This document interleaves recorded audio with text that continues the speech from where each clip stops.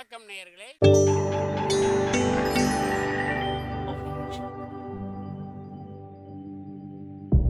மகிழ்ச்சிக்கோர் தென்கட்சி என்ற அலைவரிசையில்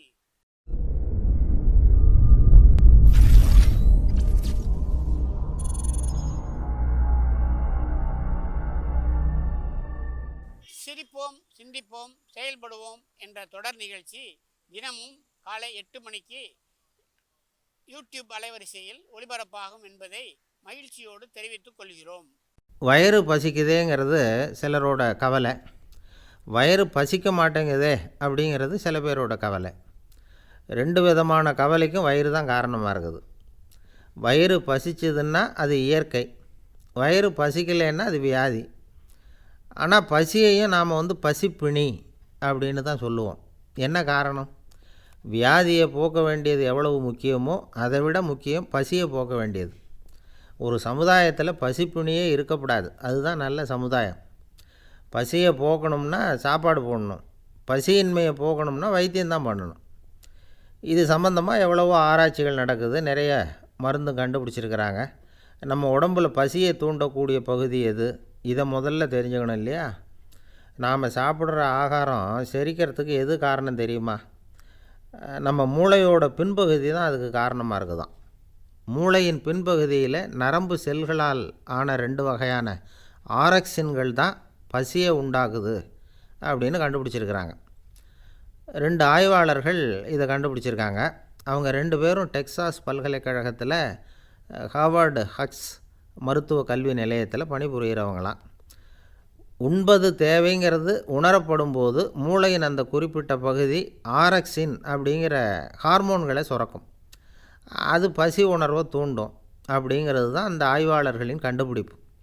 இந்த ஆரக்சின் வேறு சில உயிரினங்கள்லேயும் உண்டு. இப்போ எலிகளில் கூட இது இருக்குது. அதனால் எலிகளை வச்சு இது சம்மந்தமாக ஆராய்ச்சி பண்ணாங்க. எலிகள் உடம்பில் ஆரக்சினை செலுத்தி பார்த்தாங்க. உடனே என்னாச்சு தெரியுமா? அந்த எலியெல்லாம் பசியால் துடிக்க ஆரம்பிச்சுட்டுது.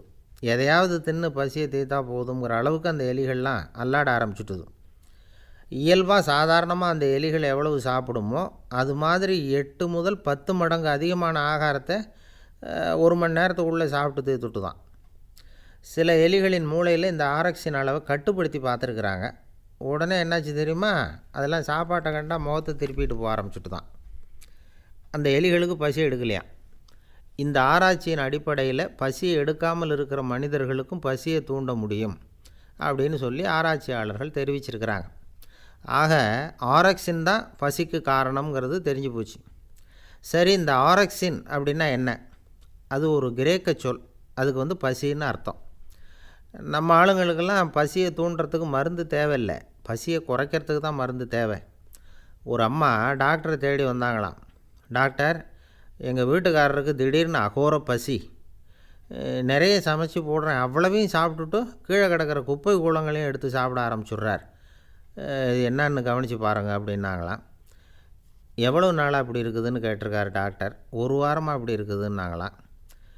இவ்வளவு நாளாக ஏன் சும்மா இருந்தீங்க? ஆரம்பத்திலே இங்கே அழைச்சிட்டு வர வேண்டியது தானே அப்படின்னாரான் டாக்டர். அது ஒன்றும் இல்லை டாக்டர், வீடு பூரா சுத்தமாகட்டுமேன்னு பார்த்துக்கிட்டு இருந்தேன் அப்படின்னாங்களாம் அந்த அம்மா.